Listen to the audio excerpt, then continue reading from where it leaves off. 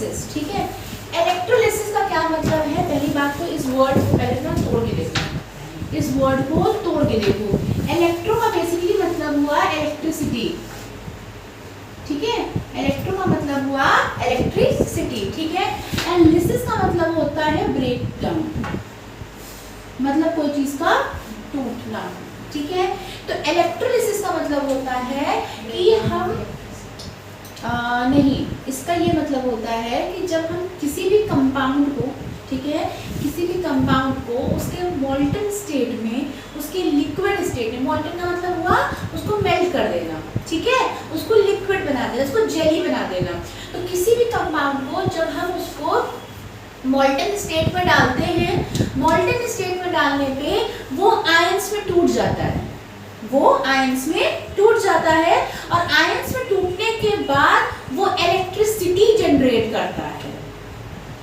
समझ में आया कि वो कोई भी कंपाउंड को, किसी भी कंपाउंड को तुम क्या करो, उसको मोल्टन स्टेट में डालो, उसको मोल्टन स्टेट में डालने पे या उसको मतलब उसको मेल्ट कर दो, उसको लिक्विड फॉर्म में बना दो, ठीक है। उसको जब हम लिक्विड फॉर्म में बना देंगे तब वो आयंस में ब्रेक डाउन कर जाएगा, आयंस में ब्रेक डाउन कर जाएगा, and then it will generate क्या करेगा, इलेक्ट्रिसिटी जनरेट करेगा। इस प्रोसेस को कहते हैं हम लोग इलेक्ट्रोलिसिस। समझ में आया, जय समझ में आया। वो पहले से लिक्विड रहेगा तो उसमें इलेक्ट्रिसिटी डालेंगे, तो उसमें इलेक्ट्रिसिटी नहीं डालेंगे हम, जब उसको इसी कंपाउंड, इस बार मान लो कि हमने NaCl लिया, ठीक है, NaCl आपको क्या होता है, कंपाउंड होता है, ठीक है। जब उसको हम उसको लिक्विड बनाएंगे, जब हम उसको किसी सॉल्यूशन में मिलाएंगे तो वो लिक्विड बन जाएगा, ठीक है, या हम उसको मेल्ट कर देंगे, वो लिक्विड में हो जाएगा। फिर हम उसको क्या करेंगे, हम उसको जब वो आयंस में टूट जाएगा, वो लिक्विड हो रहा है, लिक्विड होने का मतलब क्या है, उसके बीच का बॉन्ड टूट रहा है ना। वो लिक्विड, कोई भी चीज लिक्विड कैसे बनती है, कोई भी चीज अगर कोई कंपाउंड है उसको हम लिक्विड बनाते हैं, कैसे बनाते हैं, किसी भी कंपाउंड को जब हम हीट करते हैं, उसको ब्रेक करते हैं, वो अलग अलग होती है, ठीक है। तो वो अलग अलग किस फॉर्म में होगी, वो आयंस के फॉर्म में अलग होगी, हम आयनिक कंपाउंड्स का यूज करते हैं इसमें, हाँ, वो आयंस के फॉर्म में अलग होगी, और आयंस के फॉर्म में जब ये अलग होगी तब उसके बाद वो इलेक्ट्रिसिटी जनरेट कराएगी, क्योंकि उसमें पॉजिटिव आयंस भी होंगे और नेगेटिव आयंस भी होंगे, और वो क्या करेगी, फिर इलेक्ट्रिसिटी जनरेट कराएगी। इस प्रोसेस को हम लोग कहते हैं electrolysis. Process of bringing chemical change in a compound, किसी भी कंपाउंड में हम क्या कर रहे हैं, चेंज ला रहे हैं, केमिकल चेंज ला रहे हैं, which is in the molten state or the aqueous state by passing a direct electric current through it, ठीक है। अब इसमें हम कैसे करते हैं, सपोज इलेक्ट्रोलिसिस का तरीका क्या होता है कि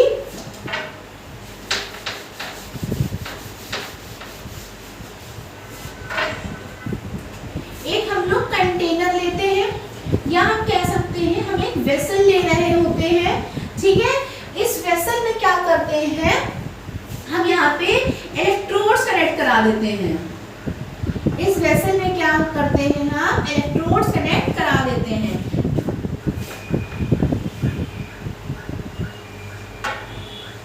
इस वेसल में क्या होता है, इलेक्ट्रोड्स कनेक्ट करा देते हैं। इलेक्ट्रोड्स कैसी चीज होती है, इलेक्ट्रोड्स बेसिकली आपके आप कह सकते हैं मेटल का या नॉन मेटल का आपका एक पूरा एक क्या कह सकते हैं, इलेक्ट्रोड्स का डेफिनेशन जैसे आप पे है कि मेटल या फिर वायर या फिर रॉड होती है बेसिकली, ठीक है। बेसिकली आप समझ लो कि एक रॉड होती है, ठीक है। इलेक्ट्रोड का बेसिक मतलब समझो एक रॉड टाइप का एक स्ट्रक्चर होता है, उसको हम यहाँ सोल्यूशन में डालते हैं। ये सोल्यूशन में पड़ी है, सोल्यूशन में क्या पड़ा है हमारा, जो भी हमने जिस चीज की भी हमको इलेक्ट्रोलिसिस करानी है, जिस चीज से भी हमें इलेक्ट्रिसिटी जनरेट करानी है, ठीक है। और ये इलेक्ट्रोड्स ना दो तरीके के होते हैं, एक पॉजिटिव इलेक्ट्रोड होता है और एक आपका नेगेटिव इलेक्ट्रोड होता है। एक पॉजिटिव इलेक्ट्रोड होता है और आपका एक क्या होता है, नेगेटिव इलेक्ट्रोड होता है, और इन्हीं इलेक्ट्रोड्स की वजह से क्या होता है, आपकी इलेक्ट्रिसिटी जनरेट होती है। समझ में आया, ठीक है। चलो अब हमें एक इलेक्ट्रोलिसिस कराने के लिए क्या क्या चीजें चाहिए होती हैं, हमें इस प्रोसेस को कराने के लिए क्या क्या चीजों की जरूरत पड़ती है। सबसे पहले हमें चाहिए होता है आर यूजिंग दिस वेसल, इसको, ठीक है। ये क्या होती है? Non conducting vessel. Non conducting vessel का मतलब हुआ भाई हम यहाँ पे सोल्यूशन ले रहे हैं जो कंडक्टिंग है, जो इलेक्ट्रिसिटी कंडक्ट कराएगी, ठीक है। इलेक्ट्रोड्स ले रहे हैं जो जनरेट कराएगी, जो इलेक्ट्रॉन्स को भेजेगी और फिर वहां से पूरा पाथ बनेगा इलेक्ट्रिसिटी का, ठीक है। अब अगर ये वेसल है वो भी अपना कंडक्ट करने लगेगी, अपने किसी भी चीज से बनी होगी, सपोज मान लो किसी कॉपर से बनी है, सपोज मान लो वो अगर वो भी कंडक्ट करने लगी, अगर इसमें से भी कॉपर निकलने लगे तो जो भी हमें सोल्यूशन बनाना है, जो भी हमें चीज बनानी है वो हमारी नहीं बन पाएगी। तो जो भी हम यहाँ पे वेसल यूज करते हैं वो ऐसी वेसल होनी चाहिए जो सिर्फ और सिर्फ वेसल का काम करे। जैसे हम लोग खाना बनाते हुए बर्तन का यूज करते हैं, तो बर्तन हम लोग ऐसा यूज करते हैं ना कि बर्तन इस बार एल्यूमिनियम का है या फिर किसी भी चीज का है, स्टील का है, किसी भी चीज का है, तो ऐसा तो नहीं तुम खाना खाते हो तुमको बर्तन का टेस्ट आता है, ऐसा तो नहीं होता ना, कि वो नॉन कंडक्टिंग होता है, कि वो अपने जो भी उसमें आयंस है या फिर उसमें जो भी एटम्स एलिमेंट्स हैं वो साथ में खाने को नहीं देता, ये नहीं रिलीज होने लग गए। खाना बन रहा है, हीट हो रहा है, तो एल्यूमिनियम भी साथ में हीट हो रहा है, खाने मिक्स हो रहा है, ऐसा तो नहीं होता है ना। इसीलिए हम लोग वैसे आयरन में थोड़ा बहुत होता है, वो हल्का फुल्का कहते हैं, पर ऐसा तो नहीं तुम खाते तो तुमको आयरन का टेस्ट आता है, होता है, ऐसा नहीं होता ना। तो यही होता है, वो सब नॉन कंडक्टिंग वेसल्स होते हैं। वैसे ही हमने यहाँ पे नॉन कंडक्टिंग वेसल लेते हैं कि हमें यहाँ पे जो भी एक्सपेरिमेंट कराना है या हमें जो भी सोल्यूशन करना है, यहाँ पे सिर्फ एक वो कंटेनर का काम करे, अपनी कोई और योगदान ना दे। समझ में आया?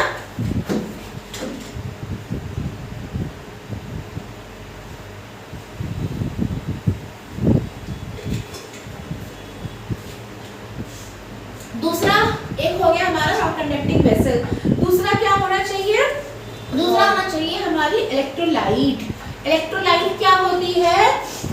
इलेक्ट्रोलाइट बेसिकली जो भी यहाँ हम सोल्यूशन यूज कर रहे हैं, जो भी मोल्टन स्टेट या एक्टिव स्टेट में जो भी हम सोल्यूशन यूज कर रहे हैं, उस सोल्यूशन को, उस कंपाउंड को बेसिकली हम लोग कहते हैं इलेक्ट्रोलाइट, ठीक। तीसरा क्या होता है? Source of electricity. हमें इलेक्ट्रिसिटी की सोर्स की भी जरूरत होती है, और इलेक्ट्रिसिटी कौन दे पाता है? हमें ये इलेक्ट्रोड्स जो होते हैं वो हमें इलेक्ट्रिसिटी जनरेट कराने में हेल्प कराते हैं। क्लियर हो गया?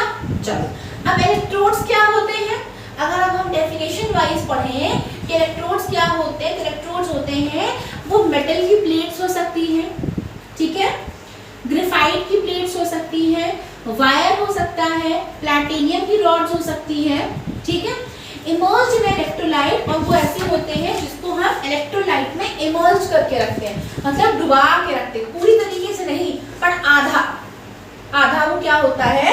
डूबा रहता है, through which a current enters and leaves the electrolyte. इसमें से क्या होता है? करंट निकलता है और उसके बाद इलेक्ट्रोलाइट को छोड़ते हुए जाता है, पूरा ये करंट ऐसे फिर फ्लो होता है। अगर यहाँ पे ये इमर्ज नहीं रहेगा, अगर यहाँ पे इमर्ज नहीं रहेगा तो जो आयंस ब्रेक होंगे, ठीक है, वो इलेक्ट्रोड्स तक पहुंच ही नहीं पाएंगे, हाँ, और जब इलेक्ट्रोड्स तक आयंस नहीं पहुंच पाएंगे तो इलेक्ट्रिसिटी जनरेट नहीं हो पाएगी, इसलिए इमर्ज होना जरूरी है। समझ में आया आदर्श? इलेक्ट्रोलाइट बेसिकली जैसे सपोज मान लो हमने NaCl लिया, NaCl आपका इलेक्ट्रोलाइट है। जो भी कंपाउंड हम यहाँ यूज कर रहे हैं जिसको हमें ब्रेक करना है, जो भी मोल्टन स्टेट में हम यूज कर रहे हैं बेसिकली कंपाउंड को सॉल्यूशन स्टेट में, एक्वस स्टेट में, उसको हम लोग कहते हैं आपका इलेक्ट्रोलाइट। समझ आया? चारों को आ गया? डन। चलो अब दो तरीके के इलेक्ट्रोड्स होते हैं, एक आपका होता है एनोड, एक आपका होता है कैथोड। एनोड और कैथोड पहले भी सुना होगा, एनोड सुना, कैथोड भी सुना। एक होता है एनोड और एक होता है आपका कैथोड, ठीक है। एनोड क्या होता है? जो भी पॉजिटिव इलेक्ट्रोड होता है, जो पॉजिटिव इलेक्ट्रोड होता है उसको हम लोग बोलते हैं एनोड, और जो नेगेटिव इलेक्ट्रोड होता है उसको हम लोग बोलते हैं कैथोड। ये कैसे याद रखेंगे? ऐसे याद रखेंगे, कैटायंस एनायंस, ठीक है, ऐसे याद रखिए, कैटायंस और एनायंस के थ्रू याद रखेंगे। एक याद रहेगा, बाकी चारों अपने आप याद हो जाएंगे। देखो हमेशा याद रखना, कैट के आयंस हमेशा पॉजिटिव होते हैं, हमेशा याद रखना, कैट के आयंस हमेशा पॉजिटिव होंगे, ठीक है। अगर ये पॉजिटिव आयंस हैं तो ऑटोमेटिकली ये नेगेटिव आयंस हो जाएंगे, है ना। जब कैटायंस आपके पॉजिटिव हो गए तो एनायंस आपके नेगेटिव हो जाएंगे, और जो पॉजिटिव आयंस होते हैं वो कहाँ जाएंगे, वो नेगेटिव इलेक्ट्रोड की तरफ जाएंगे। भाई अब वो पॉजिटिव की तरफ तो नहीं जाएंगे ना, जो पॉजिटिव आयन है वो नेगेटिव की तरफ ही तो अट्रैक्ट होंगे ना, तो ये जाते हैं आपके नेगेटिव इलेक्ट्रोड की तरफ। कैटायंस जो होते हैं वो नेगेटिव इलेक्ट्रोड की तरफ जाते हैं, इसीलिए उस नेगेटिव इलेक्ट्रोड को हम बोलते हैं कैथोड, क्योंकि कैटायंस जाते हैं नेगेटिव इलेक्ट्रोड की तरफ, और इसीलिए उस कैथोड को उस इलेक्ट्रोड को हम लोग बोलते हैं कैथोड। और एनायंस जो होंगे वो पॉजिटिव इलेक्ट्रोड की तरफ जाएंगे, इसीलिए उस इलेक्ट्रोड को हम लोग कहते हैं एनोड। मैम कैटायन एनायन का यूज क्या है मैम, जैसे कि उसका नाम तो एनोड है, उसका नाम कैथोड है, उसका भी जो आयन से पढ़ेंगे यहाँ पे, जो मान लो हमने NaCl की बात करी, यहाँ पे NaCl की बात करी तो Na+Cl- में है, ठीक है, तो ये आयंस के फॉर्म में तो है ना, ठीक है। अब ये जो आयंस के फॉर्म में है, अब यही आयंस कैटायंस और एनायंस ही तो कहलाते हैं, इन्हीं आयंस को तो हम कैटायंस और एनायंस कहते हैं। तो यहाँ पे Na+ कौन सा आयन होगा, वो इलेक्ट्रोड की बात नहीं कर रहे हैं, कैटायन होगा, और Cl- कौन सा आयन होगा, एनायन होगा। तो जो पॉजिटिव आयन होगा वो नेगेटिव इलेक्ट्रोड की तरफ जाएगा, और नेगेटिव आयन जो होगा वो पॉजिटिव इलेक्ट्रोड की तरफ जाएगा, ठीक है। अब इसका क्या यूज है, ये हम लोग कर तो रहे हैं, बट इसका यूज क्या होता है। एक्चुअली होता क्या है कि सपोज मान लो हमें कोई चीज़ का फिल्ट्रेशन कराना है, या सपोज मान लो हमारे पास कोई चीज़ का सॉल्यूशन है, हमें उसको अलग करना है।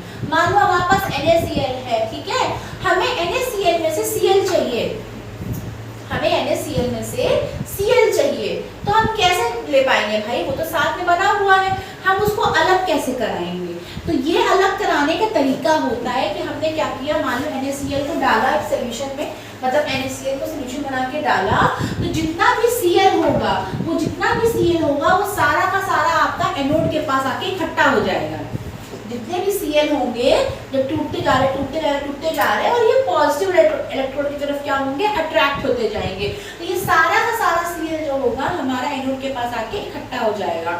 जब ये यहाँ पे इकट्ठा हो जाएगा हम वहां से इसको कलेक्ट कर लेंगे, समझ आया।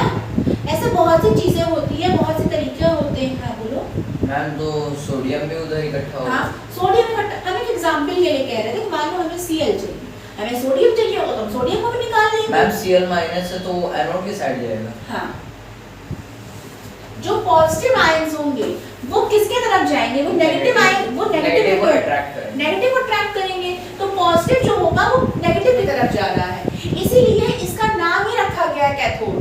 ऐसे इलेक्ट्रोड का नाम ही इसे रखा गया कैथोड, क्योंकि ये उसके पास जा कौन रहा है, कैटायंस जा रहे हैं।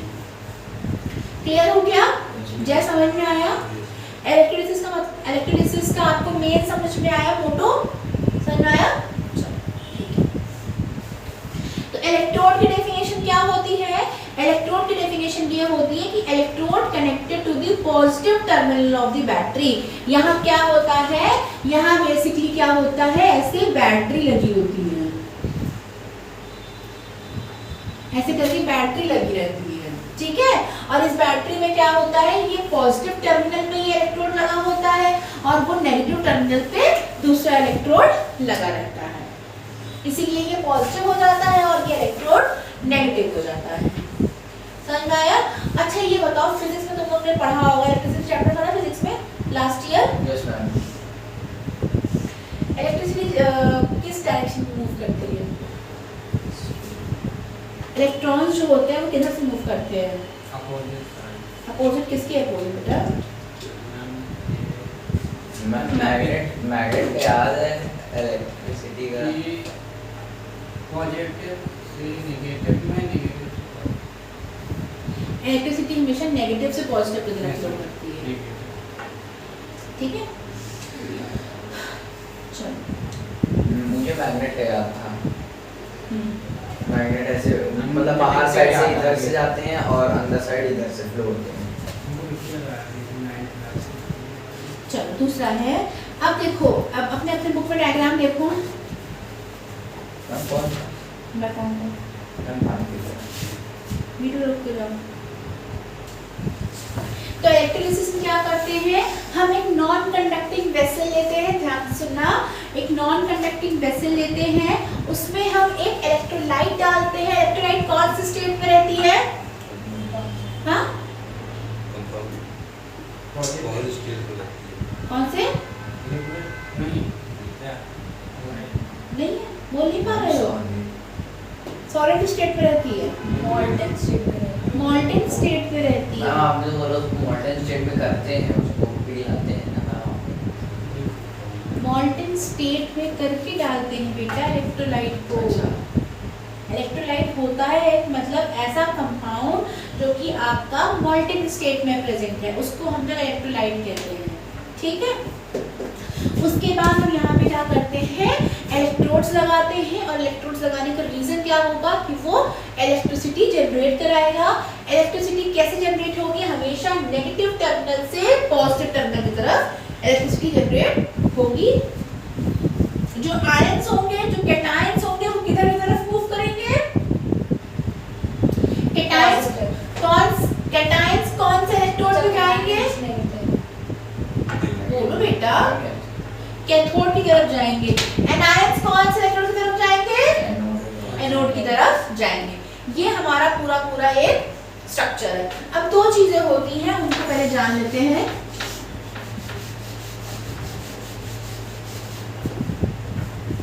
एक आपका होता है रिडक्शन। ये दोनों पॉइंट इस पूरे चैप्टर में सबसे इंपॉर्टेंट है। ये दोनों चीजें जानना सबसे ज्यादा जरूरी है, रिडक्शन एंड ऑक्सीडेशन। ये दोनों चीजें एकदम रट लो, अगर ये नहीं समझ में आएगा चैप्टर नहीं सॉल्व कर पाओगे। आता है ना, तो चलो बताओ रिडक्शन और ऑक्सीडेशन में क्या क्या डिफरेंसेस हैं? मैम रिडक्शन अब में बताओ, मैं जितना पूछ रही हूँ उतना बताना, ठीक है। लॉस ऑफ इलेक्ट्रॉन किसमें होता है? लॉस ऑफ इलेक्ट्रॉन होता है, ठीक है, ऑक्सीडेशन, ठीक है। अगर इसमें लॉस ऑफ इलेक्ट्रॉन होगा तो रिडक्शन में क्या होगा? Gain of electron. क्या बोले? मैम प्रॉफिट तो बोलते हैं इनको, मैम बोलते हैं। मैथ पढ़ लो तो ये कर लो, ठीक है। दूसरा, अब ये बताओ गेन ऑफ हाइड्रोजन किसमें होगा? Ma'am reduction. Gain of hydrogen होगा। अब इसमें गेन ऑफ हाइड्रोजन हो रहा है तो इसमें क्या होगा? रिमूवल ऑफ या फिर लॉस ऑफ हाइड्रोजन होगा, ठीक है। अब इसमें अगर हाइड्रोजन गेन हो रहा है तो एक चीज लॉस भी तो होगी ना, oxygen. Loss of oxygen. Oxygen. तो इसमें क्या होगा? Gain of oxygen. Gain of oxygen. अब इससे याद रखना ऑक्सीडेशन यानी ऑक्सीजन, तो इसमें ऑक्सीजन तो होगी रे बाबा, तो यहाँ पे क्या होगा? गेन ऑफ ऑक्सीजन होगा। अब अगर एक चीज याद रहेगी तो बाकी सब याद रहेगा। अगर इसमें गेन हो रहा है तो इसमें दो चीजें रिमूव भी हो रही हैं। क्या क्या रिमूव हो रहा है? Electron and removal of hydrogen, ठीक है। अब इसमें अगर गेन हो रहा है ऑक्सीजन तो ऑटोमेटिकली इसमें लॉस होगा, और इसमें अगर एक चीज लॉस होगा तो इसमें दो चीजें गेन होगा, gain of electron and gain of hydrogen. अब ये तीनों पॉइंट्स हम लोग, the main point is this, the main point is this, इस पॉइंट से हमें पूरे इलेक्ट्रोलिसिस को पढ़ना है, ठीक है। तो ध्यान रखना, हम पूछते जाएंगे रिएक्शन लिखते वक्त कौन से में रिडक्शन हो रहा है, कौन से में ऑक्सीडेशन, ठीक। समझ में आया? चलो, क्या समझ में आया? चलो डाल रहे हैं इसको, लिखना है तो लिख लो तुम लोग। नो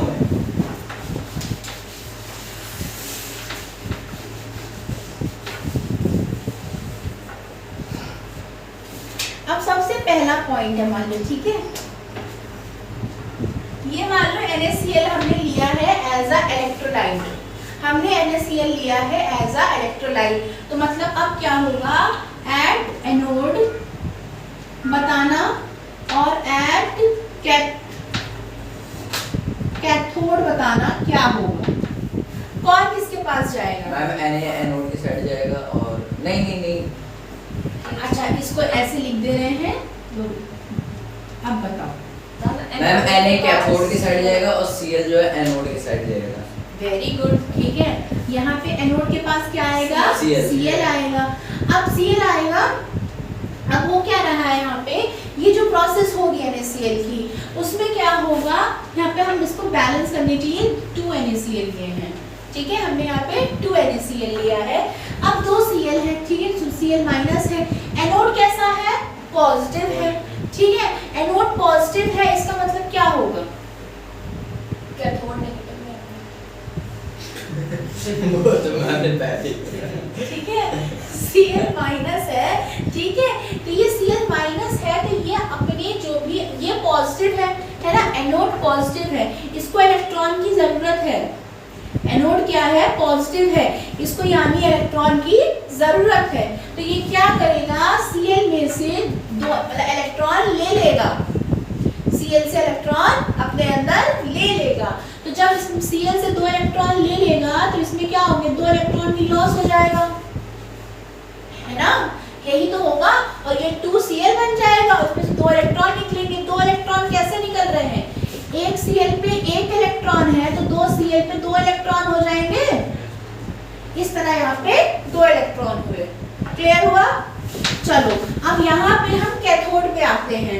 कैथोड पे क्या आएगा? Na आएगा। अब Na किस पे आ रहा है? ये क्या है? कैथोड क्या है? कैथोड नेगेटिव होता है ना। नेगेटिव होने का मतलब क्या हुआ? ये अपने इलेक्ट्रॉन्स क्या करेगा?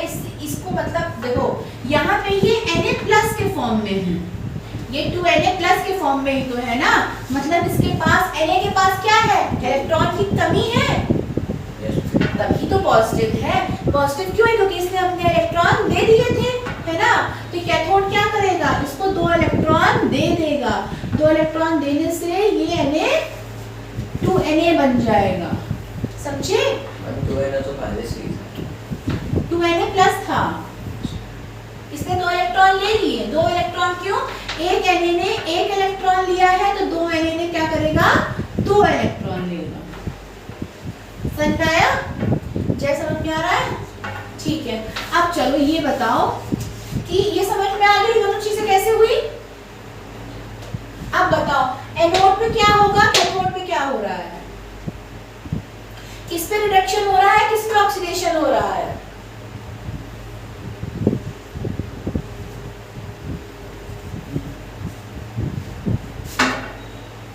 बताओ बेटा, किस पे रिडक्शन हो रहा है, किस पे ऑक्सीडेशन हो रहा है? बता रहे हैं मैम, 2 मिनट मैम, बस 2 मिनट। इसमें बताओ, इसमें इलेक्ट्रॉन का लॉस हुआ है क्लोरीन पे। क्लोरीन से क्या हुआ है? इलेक्ट्रॉन का लॉस हुआ है। तो इलेक्ट्रॉन के लॉस पे हम लोग क्या करते हैं? ऑक्सीडेशन होता है वो। तो ये अगर ऑक्सीडेशन हो रहा है, दूसरा वाला क्या होगा? और अगर दूसरी तरीके से भी देखें तो रिडक्शन का मतलब क्या हुआ?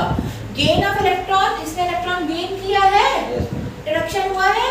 तो मोस्ट ऑफ द केसेस में एनोड पे ऑक्सीडेशन ही होता है और कैथोड पे रिडक्शन ही होता है। अभी तुम लोग इतना ही याद रखो, कहीं अगर एक्सेप्शन आएगा तो बताया जाएगा।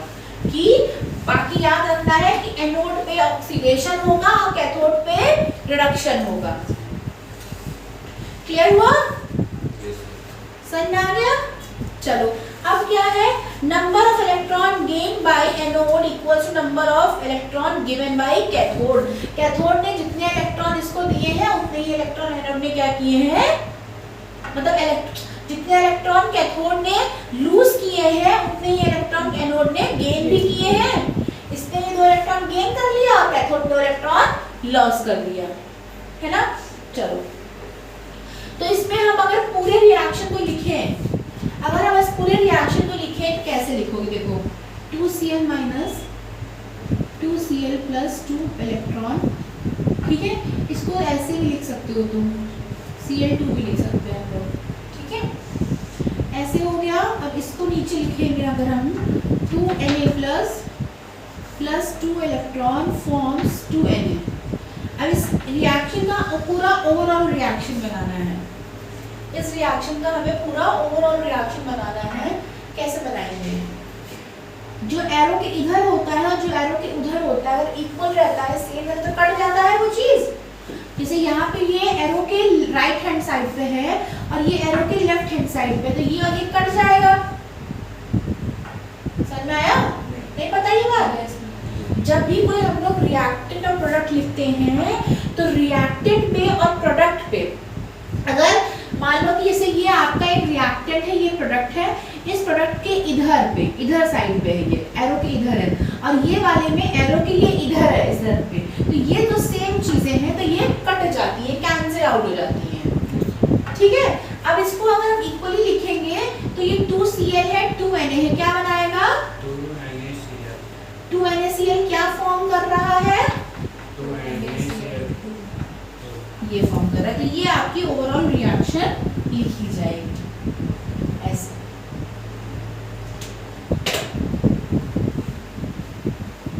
समझ में आया?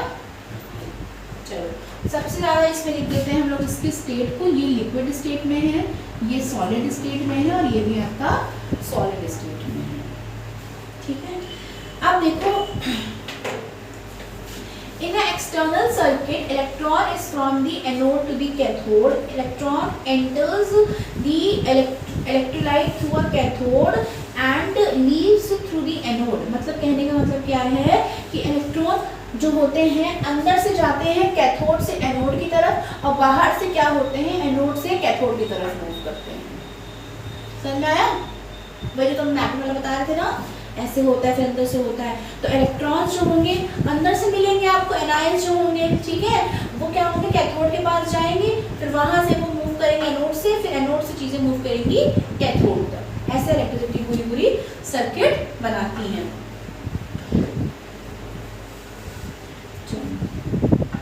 अब आया आपका इलेक्ट्रोलिटिक सेल। इस पूरे वेसल को, जिस पूरे वेसल में हम लोग,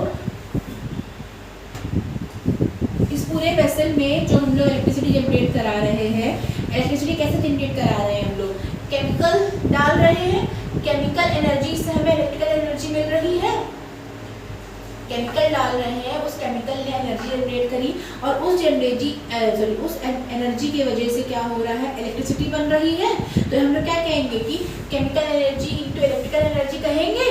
तो ऐसी सेल जिसमें हम केमिकल एनर्जी से इलेक्ट्रिकल एनर्जी बना रहे होते हैं, उसको हम लोग कहते हैं इलेक्ट्रोलिटिक सेल।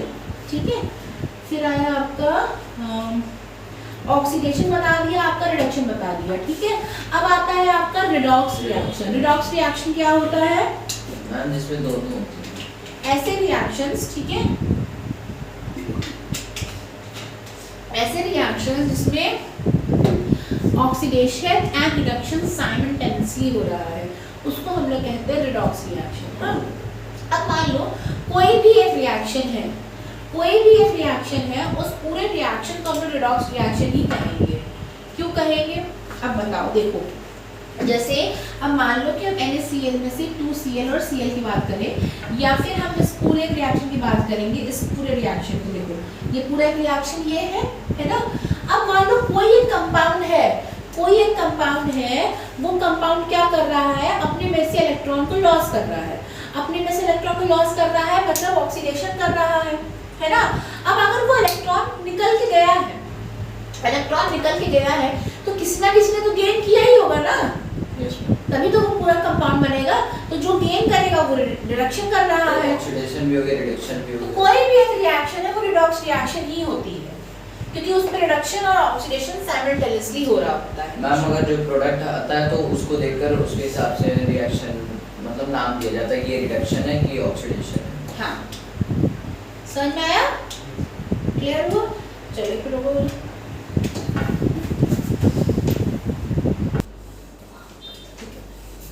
इलेक्ट्रोलाइट्स। तो इलेक्ट्रोलाइट्स आपके किन किन तरीके के हो सकते हैं? इलेक्ट्रोलाइट्स बेसिकली वो होते हैं जो कि आपके इलेक्ट्रिसिटी कंडक्ट कराते हैं, किस स्टेट में, मॉल्टेन स्टेट में, या फिर आपके लिक्विड स्टेट में, या एक्वस स्टेट में बेसिकली। ठीक है, तो वो आपके जो भी इलेक्ट्रोलाइट्स होते हैं, तो वो आपके एसिड्स भी हो सकते हैं, बेसिस भी हो सकते हैं, बेसिकली एल्कलीज होते हैं, और आपके सॉल्ट्स भी हो सकते हैं। ठीक है, अब इसमें भी टाइप्स ऑफ इलेक्ट्रोलाइट्स होते हैं। टाइप्स ऑफ इलेक्ट्रोलाइट्स का मतलब हो गया, इसमें भी स्ट्रॉन्ग इलेक्ट्रोलाइट और वीक इलेक्ट्रोलाइट होते हैं। अब ये आप लोग मुझे बताओ कि स्ट्रॉन्ग इलेक्ट्रोलाइट और वीक इलेक्ट्रोलाइट का क्या मतलब हुआ? जो जल्दी स्ट्रॉन्ग इलेक्ट्रोलाइट जो सॉल्यूशन हमने लिया है वो जल्दी से वो ना हो। मैम स्ट्रॉन्ग इलेक्ट्रोलाइट वो होता है मैम जो जल्दी मतलब कि जल्दी वो मतलब मेल्ट ना हो, मतलब रिएक्ट ना हो जल्दी। स्ट्रॉन्ग इलेक्ट्रोलाइट ऐसे इलेक्ट्रोलाइट्स होते हैं जो आराम से जल्दी आयनाइज कर जाते हैं, ठीक है। और वीक इलेक्ट्रोलाइट्स वो जो कंप्लीटली आयनाइज नहीं कर पाते। जैसे हमने strong acids, weak acid, strong base, weak base पढ़ा था। स्ट्रॉन्ग बेसिस क्या होते थे? जो सारे के सारे आयंस को आयनाइज कर लेते थे। और वीक एसिड्स क्या होते थे? जो सारे एच आयंस को आयनाइज नहीं कर पा रहे हैं। सेम विद बेसिस था, है ना। वैसे ही इलेक्ट्रोलाइट्स होते हैं।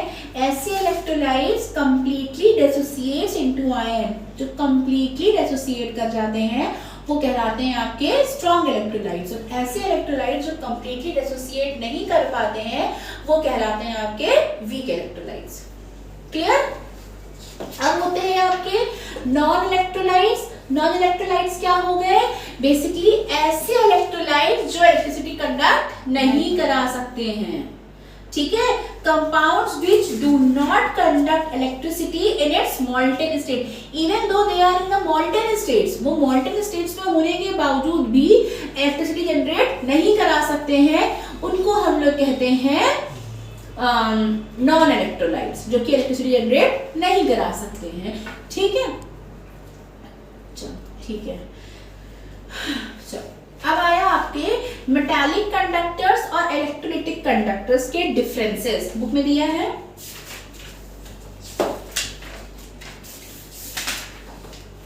मेटालिक कंडक्टर्स और आपके इलेक्ट्रोलिटिक कंडक्टर्स। मेटालिक नहीं दिया, लो तो बुक तो देखे बंद क्यों कर देते हो? अच्छा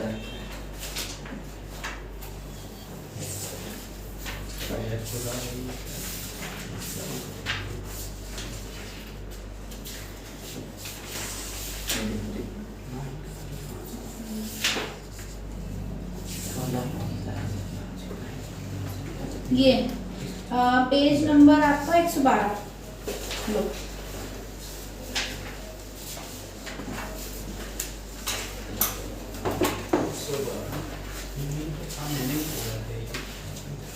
यस मैम। इलेक्ट्रिक कंडक्टर्स और आपके मेटालिक कंडक्टर्स। तो मेटालिक कंडक्टर्स क्या हुआ है? जिसमें flow of current consists of a single stream of electrons flowing from the negative pole to the positive pole। यानी मेटालिक कंडक्टर्स वो होते हैं जिसमें सिंपली क्या हो रहा है, चीजें नेगेटिव पोल से पॉजिटिव पोल की तरफ जा रही होती हैं। और आपके इलेक्ट्रोलिटिक कंडक्टर्स क्या होते हैं? फ्लो ऑफ करंट,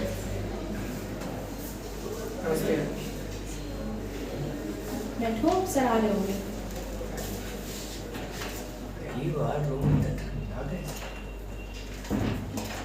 चलो, flow of current consist of two streams. इसमें क्या हो रही है चीजें? पहले आपके कैथोड से एनोड की तरफ जा रही हैं, फिर एनोड से कैथोड की तरफ जा रही हैं, ठीक है। तो इसमें क्या हो गया? टू स्ट्रीम्स हो गए, ठीक है। Metallic conductivity is a property of the metal, मतलब इसमें जो भी कंडक्शन हो रहा है वो मेटल्स की वजह से हो रहा है। और इलेक्ट्रोलिटिक कंडक्टर्स में आयंस की वजह से इलेक्ट्रिसिटी कंडक्ट हो रही होती है। फिर तीसरा है आपका metal both in solid and liquid states. मतलब मेटल्स क्या होते हैं? सॉलिड स्टेट्स में भी और लिक्विड स्टेट में भी, दोनों में ही क्या होते हैं? कुछ ऐसे होते हैं लिक्विड स्टेट में भी, कुछ सॉलिड स्टेट में भी गुड कंडक्टर्स होते हैं। और इलेक्ट्रोलिटिक में सिर्फ वो मॉल्टेन स्टेट में ही गुड कंडक्टर्स होंगे, ठीक है। No change of form or its composition occurs during the conduction of electricity. This is a physical process. इसमें कोई भी नई चीज नहीं बन रही होती है, ठीक है। ये एक फिजिकल प्रोसेस होती है। और इलेक्ट्रोलिटिक में क्या होता है? ये केमिकल प्रोसेस हो रही होती है, एक नई चीज फॉर्म हो जाएगी। मेटालिक कंडक्टर्स में क्या हो गया? Current carrying particles are electrons which are extremely small, और मेटालिक इलेक्ट्रिक में क्या हो जाएगा, current carrying particles are ions which are bulky bodies. मतलब बेसिकली इसमें मेटालिक कंडक्टर्स में जो इलेक्ट्रिसिटी जनरेट करा रहे हैं वो इलेक्ट्रॉन्स होते हैं, और इलेक्ट्रोलाइटिक वाले में आयंस होते हैं। थोड़ा एसी बंद करो, पंखा चला लो चलने के लिए।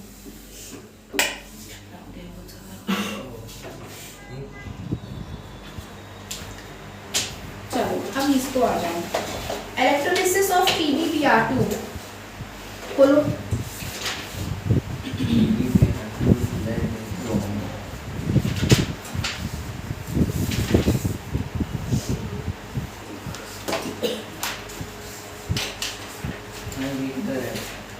अच्छा नहीं, उसके पहले एक चीज तुम लोग को बता दें, उसके बाद वहां पे पहुंचना।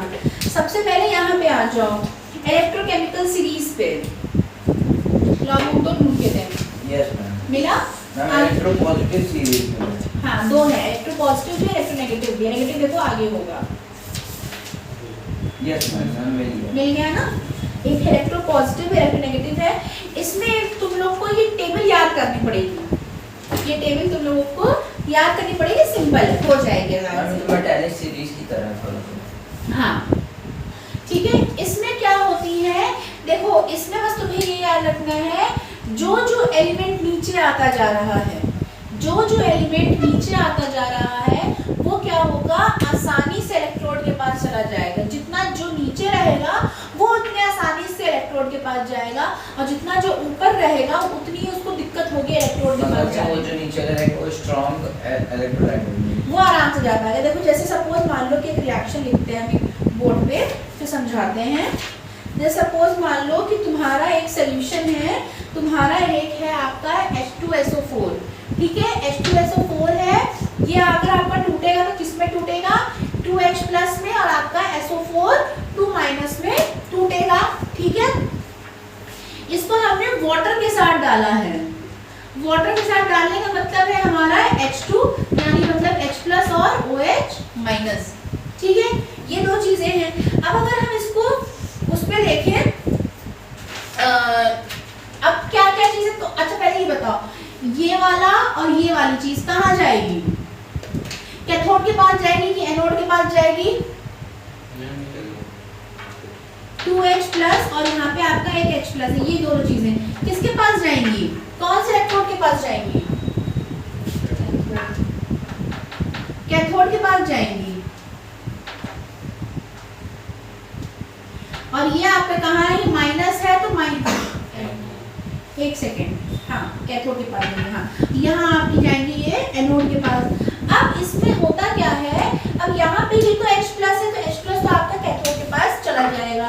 पर अगर हम यहाँ पे एनोड की बात करें तो SO4 और OH माइनस में OH वाला जो होता है सीरीज में नीचे होता है, ठीक है। तो OH वाला एनोड के पास जाएगा, SO4 वहीं पड़ा रहेगा, SO4 नहीं जा पाएगा बिकॉज ये प्रेजेंट रहेगा।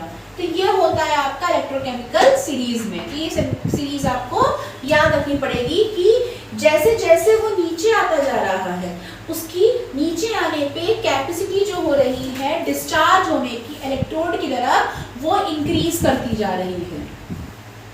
क्लियर हो गया?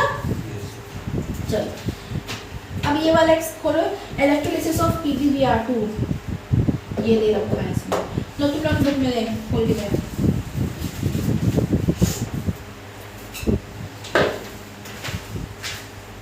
ये है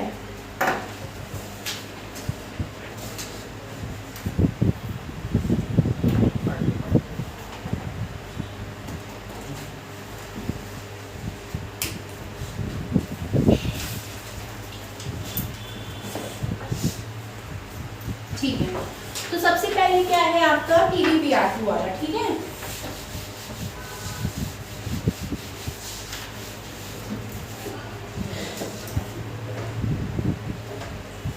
चलो PbBr2 में हम लोग यूज करेंगे। तो PbBr2 हम लोग किस में यूज कर रहे हैं, हम लोग PbBr2 हम लोग भाई को आज हुआ नहीं तो कैसे PbBr2 हम लोग क्वांटम स्टेट में यूज कर रहे हैं, ठीक है। मॉल्टन स्टेट में यूज कर रहे हैं और उसकी जो भी आपकी मेल्टिंग पॉइंट,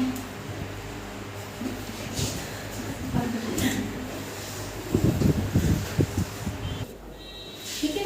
तो देखो इलेक्ट्रोलाइट हम लोग ले रहे हैं, हम लोग अब क्या ले रहे हैं एज इलेक्ट्रोलाइट, PbBr2 ले रहे हैं, ठीक है।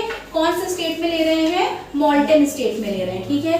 मॉल्टन स्टेट में हम लोग जो इसमें मतलब मेल्टिंग पॉइंट, ऑब्वियसली बात है, मॉल्टन स्टेट में लिए तो मेल्ट किए होंगे, तो मॉल्टन स्टेट में लेने की वजह से हमने इसका जो मेल्टिंग पॉइंट रखा है ऑलमोस्ट है 370 डिग्री सेल्सियस, ठीक है। अब इसमें अब देखो, so to bring the PbBr2 in its molten state, we should heat it above the 370 degree Celsius. अब भाई उसको उसने मतलब उसका मेल्टिंग पॉइंट 370 डिग्री सेल्सियस है, तो PbBr2 को मेल्ट करने के लिए हमें 370 डिग्री सेल्सियस देना पड़ेगा, है ना। तो but the vessel is non conducting vessel, so मतलब का जो वेसल होनी चाहिए, the vessel should be non conducting vessel, जिससे कि जितनी हाई टेम्परेचर पे भी उससे कोई फर्क ना पड़े, कहीं ऐसा ना हो कि हम PbBr2 को मेल्ट कर रहे हैं, मेल्ट करते करते कहीं वेसल ही मेल्ट हो जाए। तो वो हमारी जो भी वेसल होनी चाहिए वो नॉन कंडक्टिंग होनी चाहिए, ठीक है, और नॉन रिएक्टिव वेसल होनी चाहिए। नॉन कंडक्टिंग भी तो एट द लास्ट पॉइंट वो भी तो कहीं पास मेल्ट करेगी, नहीं करेगी ना, ऐसी लेंगे जिसपे कोई, अब कोई भी बर्तन तुम खाना बनाते हो, खाना कितना भी उबाले तो खाना जलता है, अरे बर्तन गल जाता है क्या, नहीं होता है ना, ठीक है। कभी ब्लास्ट होने के बाद अलग है, बट वैसे तो ऐसा नहीं होता है, और नॉन रिएक्टिव होता है। तो वैसे ही बात कर रहे हैं कि ऐसा वेसल लेना है हमें कि जो नॉन कंडक्टिंग हो, अपनी तरफ से कोई भी कंडक्शन ना करे, और नॉन रिएक्टिव हो, अपने आयंस को निकाल के वहां पे वो उसमें मिक्स ना हो जाए, ठीक है। तो हमने यहाँ पे जो कंडक्टिंग वेसल लेंगे, वो कंडक्टिंग वेसल आपकी होगी सिलिका क्रूसिबल की, ठीक है। ये सब चीजें याद रखने वाली चीजें हैं, ठीक है। सिलिका क्रूसिबल की आपकी यहाँ पे लेंगे। अब यहाँ पे हम लोग लेंगे जो भी इलेक्ट्रोड लेंगे, इलेक्ट्रोड्स कौन कौन से होंगे, एक कैथोड होगा, एक एनोड होगा। कैथोड कैसा होता है, कैथोड नेगेटिव होता है, एनोड कैसा होता है, पॉजिटिव होता है। तो यहाँ पे जो भी हम दो इलेक्ट्रोड्स ले रहे हैं वो हम ग्रेफाइट के बनाएंगे, ठीक है, हम लोग ग्रेफाइट के बनाएंगे। अब हम जब आयनाइजेशन कराएंगे तो ये PbBr2 जो होगा वो कैसा बन जाएगा, Pb2+ हो जाएगा और Br- हो जाएगा, ठीक है। ये ऐसे आयंस में टूटेगा। अब अगर आपसे पूछा जाए कि यहाँ पे ये हमने जो ग्रेफाइट का वो लिया, क्या कहते हैं, इलेक्ट्रोड लिया है, तो ग्रेफाइट का ले सकते हैं या हम लोग प्लैटिनियम का ले सकते हैं, क्योंकि ये सब नॉन रिएक्टिव इलेक्ट्रोड्स होते हैं। तो हम लोग ग्रेफाइट का ही क्यों लिए हैं, प्लैटिनियम का क्यों नहीं ले सकते हैं, ये क्वेश्चन पूछ सकता है आपसे।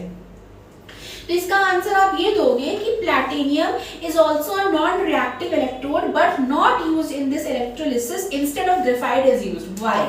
हाँ, तो आंसर है कि reason because graphite does not get affected by the vapours of the bromine but the platinum does get. मतलब अभी जब हम लोग रिएक्शन कराएंगे तो ब्रोमीन क्या होगा, इज अ गैस है, ब्रोमीन आपकी गैस है, ठीक है। तो वो गैस के फॉर्म में जब निकलेगी तो प्लैटिनियम की जो प्लैटिनियम होता है वो ब्रोमीन के गैस के साथ रिएक्ट कर लेगा, पर ग्रेफाइट रिएक्ट नहीं कर पाएगा। इसीलिए हम लोग वहाँ पे ग्रेफाइट इलेक्ट्रोड यूज करेंगे इंस्टेड ऑफ प्लैटिनियम। समझ में आ गया? चलो अब हम क्या करेंगे, अब हमने यहाँ पे क्या किया है, यहाँ डायग्राम पे देखो, डायग्राम पे ध्यान दो, डायग्राम पे देखो यहाँ पे Pb2+ है, Pb2+ किसके पास जाएगा, हर्ष, Pb2+ किसके पास जाएगा, कौन सा प्रोडक्ट, हर्ष, Pb2+ कौन सा आयन है, पहले ये बताओ, ये कौन सा आयन कहलाएगा,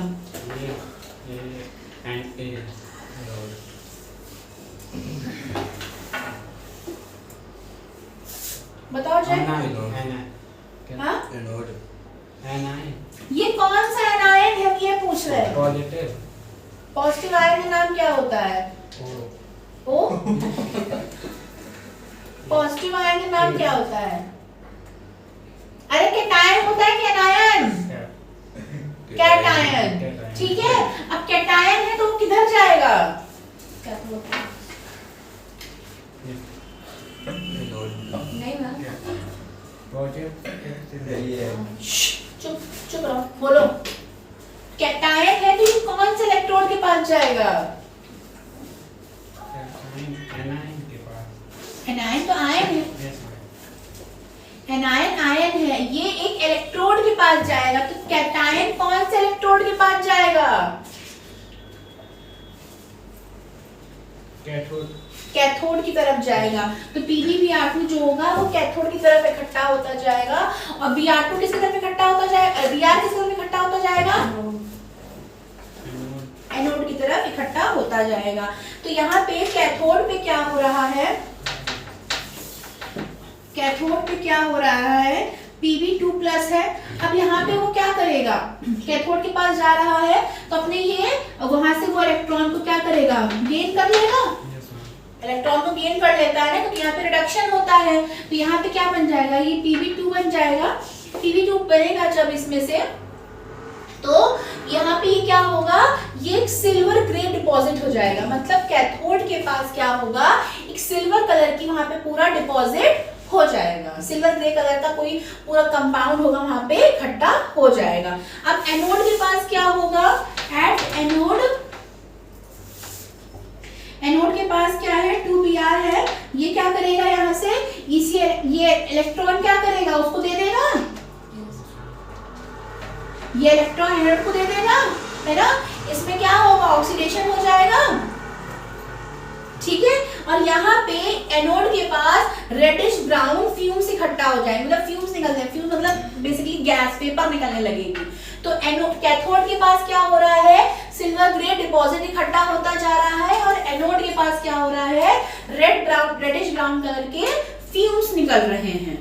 वही फ्यूम्स जो होते हैं ग्रेफाइट के साथ रिएक्ट नहीं करते हैं, पर प्लैटिनम के साथ रिएक्ट कर जाते हैं, इसलिए हम लोग ग्रेफाइट की रॉड यूज करते हैं इंस्टेड ऑफ प्लैटिनम की रॉड, ठीक है। चलो, अब दूसरा है आपका ये electrolysis of acidified water, electrolysis of acidified water, ये लास्ट है आपका।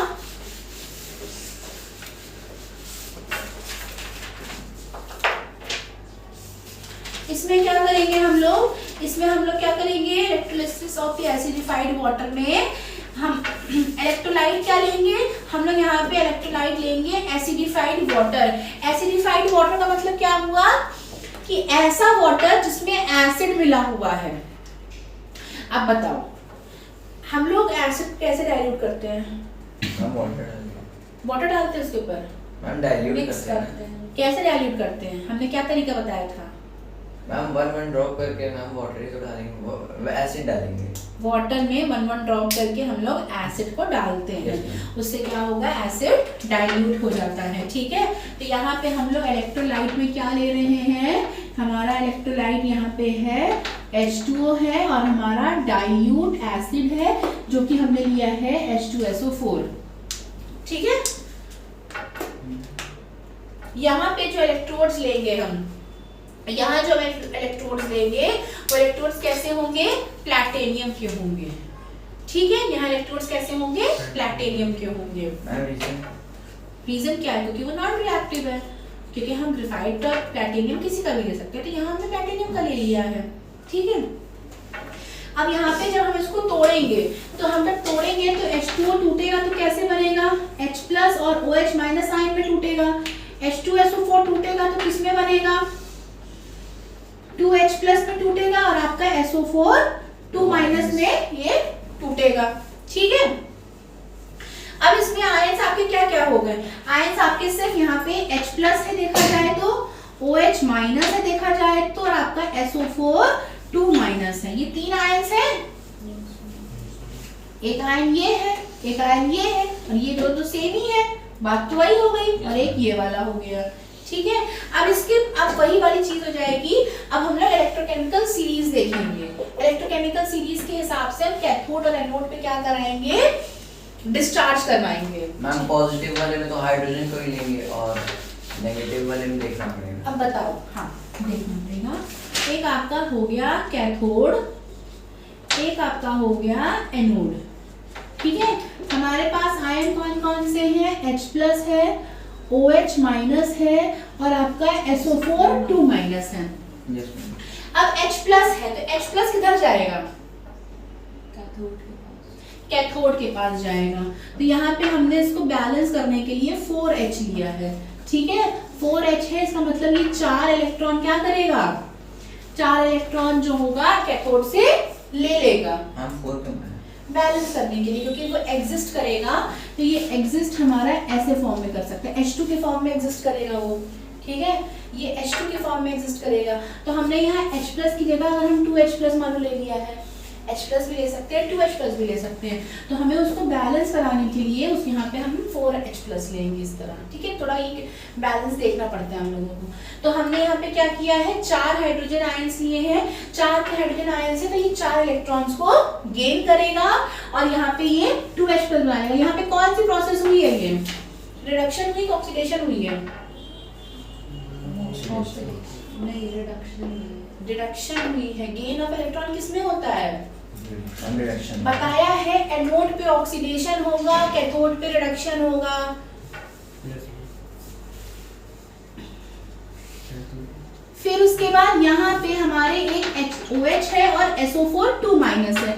अब इलेक्ट्रोकेमिकल सीरीज फटाफट देखो कौन सा किसके नीचे है। मैम OH नीचे है सबसे और SO4 सबसे ऊपर है। हाँ, तो यहाँ पे क्या होगा, SO4 डिस्चार्ज नहीं हो पाएगा, हमारा यहाँ पे OH डिस्चार्ज होगा, ठीक है। हमारा यहाँ पे OH डिस्चार्ज होगा।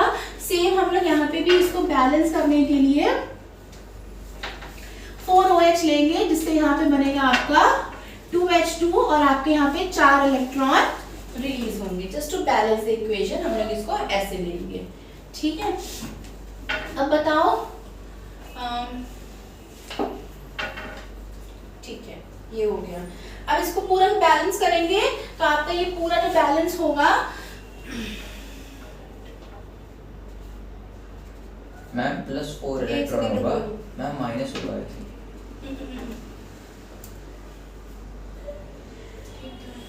हाँ, यही तो देखो यहाँ पे ये ऑक्सीजन भी तो निकलेगी, 2 ऑक्सीजन देखो बैलेंस करके देखो। तो यहाँ पे 4 ऑक्सीजन है और 4 हाइड्रोजन है, तो 4 हाइड्रोजन तो हो गए और यहाँ पे आपके 2 ही ऑक्सीजन हो पा रहे हैं, तो 2 ऑक्सीजन आपकी यहाँ पे रिलीज हो गए, ठीक है। तो ये आपका प्रोसेस समझ में आ गया। ये क्या कहला रहा है, ये आपका ऑक्सीडेशन होगा और यहाँ पे आपके 4 इलेक्ट्रॉन भी रिलीज होंगे साथ में। ये हो गया। अब आया आपका दूसरा है जो कि आपका है इलेक्ट्रोलिसिस ऑफ CuSO4 सॉल्यूशन। बंद करो वीडियो, बंद हो गई अपने आप। इसमें हमने क्या किया है, एक्वस CuSO4 लिया है, ठीक है, और इसमें हमने प्लैटिनियम के इलेक्ट्रोड्स लिए हैं, ठीक है। हमने इसमें क्या किया है, प्लैटिनियम की इलेक्ट्रोड्स ली हैं, ठीक है। तो इसमें इलेक्ट्रोलाइट आपका क्या है, आपका यहाँ पे एक्वस CuSO4 आपका यहाँ पे इलेक्ट्रोलाइट्स है और यहाँ पे आपके इलेक्ट्रोड्स क्या क्या है, प्लैटिनियम के इलेक्ट्रोड्स हैं। आयनाइजेशन होगा तो कैसे होगा, बेसिकली आयनाइजेशन होगा, इसमें हमने क्या किया है, CuSO4 के साथ साथ एक चीज और ली है, हमने यहाँ पे डाइल्यूट H2SO4 को भी लिया है, ठीक है। CuSO4 डाइल्यूट H2SO मिला के हमने लिया है एज अ इलेक्ट्रोलाइट। तो यहाँ पे क्या बनेगा, यहाँ पे हमारा Cu2+ बन जाएगा और यहाँ पे हमारा SO4 2- बन जाएगा, है ना, ये बन जाएगा। इस वाले का क्या बनेगा, 2H+ बन जाएगा और SO4 आप यहाँ पे 2- बन जाएगा। अब यहाँ पे ये दोनों एक हो जाएंगे। अगर हमने देखा जाए तो सारे आयन्स हमारे कौन कौन से हैं, 2 ये है, एक हमारा ये है और एक हमारा ये है ना, ये वाला है, ये वाला है। अब बताओ कैथोड के पास क्या जाएगा और एनोड के पास क्या जाएगा, कैथोड के पास क्या जाएगा और एनोड के पास क्या, Cu2+ जाएगा और 2H क्यों, क्योंकि वो Cu नीचे है आपके H+ से, ठीक है।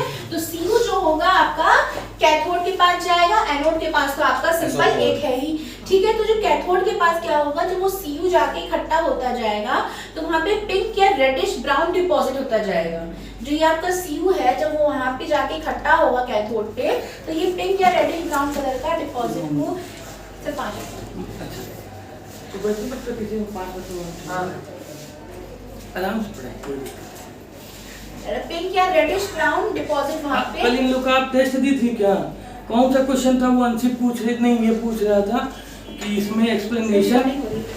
अच्छा तो इसमें हमने क्या है CuSO4 और डाइल्यूट H2SO4 लिया है, ठीक है। इधर देखो CuSO4 और डाइल्यूट H2SO4 लिया है, तो डाइल्यूट का मतलब यहाँ पे क्या हुआ, हमने यहाँ पे वाटर भी लिया है। गर्म क्यों हो गया? तो एसी बंद है। एसी तो बंद ही है। नहीं मैम, लाइट नहीं है, लाइट होती तो वो ना होती वो हमने करवा दिया था। सब कुछ हर चीज ले लिए हैं। मैम लाइट नहीं है। देखो यहाँ पे आपका CuSO4 है, डाइल्यूट H2SO4 है, तो आपका CuSO4 तो टूट जाएगा ऐसे, आपका H2SO4 भी ऐसे टूट जाएगा। बट अगर आपका ये देखें H2O अभी तो है वहाँ पे, डाइल्यूट H2SO4 का मतलब हुआ वहाँ वाटर भी तो प्रेजेंट है ना। तो यहाँ वाटर के प्रेजेंट होने की वजह से यहाँ पे आपके 2H+ और आपके OH- आयंस भी होंगे, ठीक है। H+ और आपके OH- आयंस भी होंगे, तो ये सारे हो जाएंगे। अब इतने सारे आयंस में से कौन कौन सा कैथोड के पास जाएगा, कौन सा एनोड के पास जाएगा? Let me check. ये और ये और आपका सेम हो गया। मैम Cu जाएगा। Cu जो होगा आपका कैथोड के पास जाएगा, OH जाएगा। OH आपका एनोड के पास जाएगा। तो Cu जब कैथोड के पास जाके इकट्ठा होगा तो वो पिंक या फिर रेडिश ब्राउन कलर का वहाँ पे डिपॉजिट इकट्ठा होता जाएगा, और OH के पास OH तो आपका जाके वहाँ पे इकट्ठा हो रहा है, तो वाटर बना रहा है, ठीक है। अब क्या है, देखो इंटरेस्टिंग ऑब्जर्वेशन ये है कि यहाँ पे जो CuSO4 होता है वो ब्लू कलर का होता है। अब CuSO4 लगातार टूटता जा रहा है, अलग होता जा रहा है, अलग होता जा रहा है, अलग होता जा रहा है, होता जा रहा है, होता जा रहा है। Cu अलग हो गया, SO4 तो मिल ही नहीं पा रहा है Cu के साथ। तो वो जो ब्लू कलर होता है सोल्यूशन का, वो नॉर्मली धीमे धीमे धीमे धीमे धीमे धीमे धीमे क्या होगा, फेड होता जाएगा, ठीक है। Blue colour of CuSO4 solution fades and finally becomes colourless. समझ में आया कैसे हुआ? क्योंकि CuSO4 तो टूटता जा रहा है, Cu तो जाके वो इलेक्ट्रोड के पास इकट्ठा होता जाएगा, और SO4 जो होगा वो मिक्स हो ही नहीं पा रहा है। इसलिए जो CuSO4 मिला के ब्लू कलर का सोल्यूशन बना रहा है, वो सोल्यूशन क्या होगा, धीमे धीमे फेड होता जाएगा। When Cu2+ ions from the electrolyte solution is exhausted, electrolysis of water takes place, ठीक है। अब अगर दूसरा हम देखेंगे, हम लोग इसी में सेम चीजें ले रहे हैं, सेम चीजें ले रहे हैं, सेम कंसंट्रेशन ले रहे हैं, सब कुछ सेम ले रहे हैं, बस हमने क्या किया है, प्लेटिनियम के इलेक्ट्रोड की जगह हमने उसका कॉपर के इलेक्ट्रोड्स ले लिए हैं, ठीक है। सेम चीजें होंगी, कॉपर जो होगा आपका कैथोड के पास जाएगा, और OH जो होगा आपका एनोड के पास जाएगा। पर जो CuSO4 का जो कलर था, ब्लू कलर का, वो यहाँ पे फेड नहीं हो पाएगा। क्यों नहीं हो पाएगा? क्योंकि Cu जो है कॉन्टिन्यूसली जो हो रहा है, क्योंकि देखो the blue colour of a solution does not fade because the Cu ions is discharging at the cathode। Cu है जो कॉन्टिन्यूसली क्या हो रहा है, डिस्चार्ज होता जा रहा है ना, कैथोड पर डिस्चार्ज होता जा रहा है, but at the same time anode releases Cu ion। यहाँ पे क्या हो रहा है कि यहाँ पे ये जो आपका OH वाला है, ठीक है, जो OH आयंस होते हैं वो कॉपर के पास जाके, इलेक्ट्रोड के पास जाके रिएक्शन नहीं दे पाते हैं, कुछ भी इकट्ठा वाटर बना नहीं पाते हैं। तो जो कॉपर के आपका एनोड वाला स्ट्रक्चर इलेक्ट्रोड है वो ऐसा का ऐसा पड़ा हुआ है। अब वो पड़ा हुआ है तो वो धीमे धीमे वो कॉपर को रिलीज करता जाएगा, कॉपर को रिलीज करता जाएगा। तो कॉन्टिन्यूसली क्या है, सोल्यूशन में SO4 तो ऑलरेडी पड़ा हुआ है, और जो एनोड है वो Cu को रिलीज करता जा रहा है। कैथोड के पास तो ये वाला Cu जाता जा रहा है, तो वहां पे वो Cu इकट्ठा होता जा रहा है, बट CuSO4 जो है वो कॉन्टिन्यूसली सॉल्यूशन में बनता जा रहा है। जब कॉन्टिन्यूसली सॉल्यूशन में बनता जाएगा तो वो क्या होगा, ब्लू कलर आपका मेंटेन रहेगा, वो हट नहीं पाएगा। समझ में आया? जय समझ में आया? नहीं आया? देखो ये CuSO4, ठीक है, Cu2+ है। Cu जो है ये कॉन्टिन्यूसली क्या होगा, कैथोड के पास जाता जाएगा, बट यहाँ पे एनोड के पास जो होगा, anode of is of Cu which is an active element. So जो Cu है और OH में अगर देखें तो Cu जो है एक्टिव एलिमेंट है, इसलिए OH जो होगा वो Cu के पास जाके रिएक्ट नहीं कर पाएगा। तो जो यहाँ पे ये OH है जो एनोड के पास जाना था, एनोड यहाँ पे आपका कॉपर का बना है, ठीक है। अब यहाँ पे ऑलरेडी जब कॉपर का बना है तो OH इसके साथ रिएक्ट कर नहीं पाएगा, वहां पे कुछ भी फॉर्म नहीं कर पाएगा, तो वहां पे H2O नहीं बन पाएगा। अब क्या है, ये वाला Cu तो कॉन्टिन्यूसली कैथोड के पास जाता जा रहा है, और ये वाला SO4 जो है सोल्यूशन में पड़ा हुआ है, है ना, वो सोल्यूशन में पड़ा हुआ है। अब यहाँ वाला जो एनोड का कॉपर है वो उसमें से कॉपर कॉन्टिन्यूसली निकलता जा रहा है। अब निकल के सोल्यूशन में तो जाएगा ना, अब सोल्यूशन में निकल के वो SO4 के साथ तुरंत रिएक्ट करेगा, क्योंकि ये पॉजिटिव है, तुरंत देखेगा नेगेटिव को, रिएक्ट करेगा। तो कॉन्टिन्यूसली क्या है, CuSO4 सोल्यूशन में मिक्स होता जाएगा। तो जो CuSO4 ब्लू कलर बना रहा था सोल्यूशन में, वो कॉन्टिन्यूसली सोल्यूशन में बनाता जाएगा और ये रिएक्शन ऐसे ही मेंटेन रहेगा। समझ में आया? Yes ma'am. क्लियर हो गया? Yes ma'am. आपका ये चैप्टर यहाँ पे खत्म हो गया है।